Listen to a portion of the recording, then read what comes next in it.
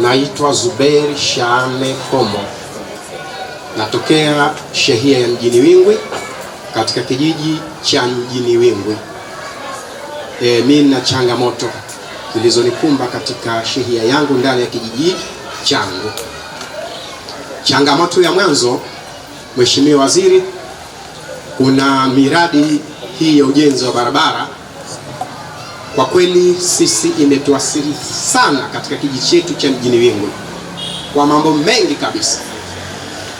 Jambo la kwanza, katika ujenzi huu wa barabara kuna jambo letu pale msikitini, msikiti mkubwa pale wa Mjini Wingwi ambao ilikuwa ni mradi wa maji tunaotegemea.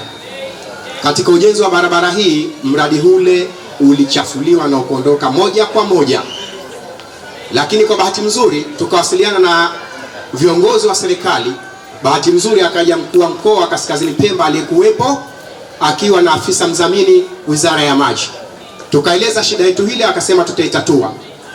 Wakaenda zao wakatuahidi kama itatua, lakini kwa kweli niseme walikuwa na nia ya kuitatua kipindi hicho, kwa sababu walikwenda katika maduka kututafuta mipira ile ya maji, lakini bahati mbaya hawajaikuta.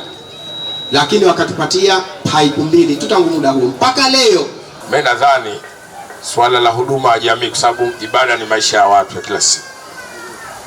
Sasa mkuu wa mkoa, ili ni kuagize utakapojaliwa kuja Unguja, naamini haitakuwa muda mrefu, swala la bomba ngapi hizo? 7. Nitalipa mimi waziri wa tawala, nitakupa pesa uje uwaletee.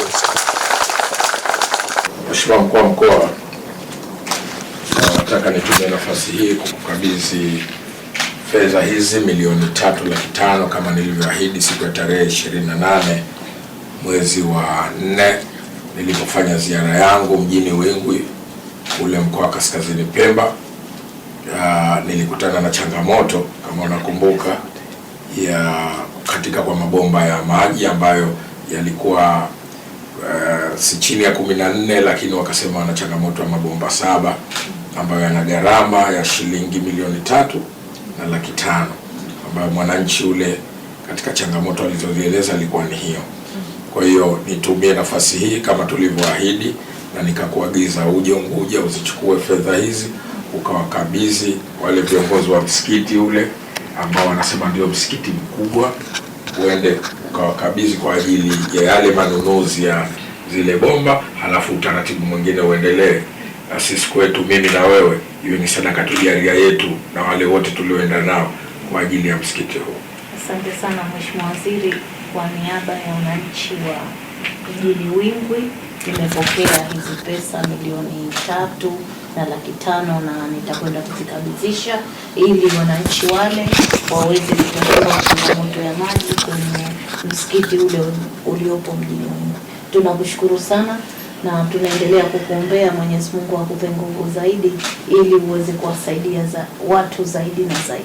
Asante Mheshimiwa. Basi na mimi nikushukuru, nikutakie safari njema. Asante. Na wape salamu za Dr. Hussein Ali Mwinyi, waambie wananchi wa Mjini Wingwi Daktari Hussein Ali Mwinyi anawapenda sana.